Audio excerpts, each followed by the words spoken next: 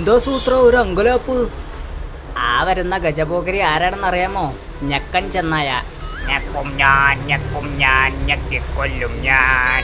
വലിയ ഗുണ്ടയാ, ഞെക്കിക്കൊല്ലുകയാ ഹോബി. മൂപ്പരുമായിട്ട് ഞാനൊന്ന് തെറ്റി, അതാ ഒളിച്ചത്. നല്ല ബെസ്റ്റ് പേര്, ഞെക്കൻ. വേഷം മാറി നടന്നാലോന്നാ വിചാരിക്കുന്നത്. അതിന് വേഷം എവിടുന്ന് കിട്ടും? ഐഡിയ, ഇവിടെ അടുത്തൊരു ഗുഹയിൽ കരടിച്ചേട്ടൻ കുറെ തോല് സൂക്ഷിച്ചിട്ടുണ്ട്. തോലോ? ചത്തുപോയവരുടെ തോല. അതെടുത്തങ്ങ് പുതച്ചാൽ മതി, ഒരു ഞെക്കനും തിരിച്ചറിയാൻ പോണില്ല. തൊട്ടടുത്ത സ്ഥലം. കരടിച്ചേട്ടൻ സ്ഥലത്തില്ലാത്തത് ഭാഗ്യമായി.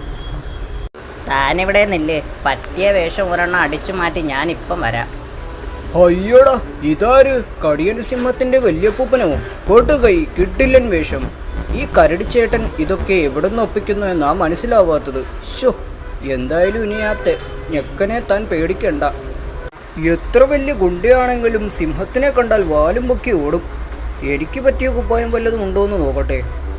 എൻ്റെ കാട്ടുമുത്തപ്പ, അകത്ത് ഞെക്കൻ. തന്നെ ഞെക്കൻ കണ്ടില്ലേ? കണ്ടു. എന്നിട്ടൊന്നും ചെയ്തില്ലേ? ചെയ്തു.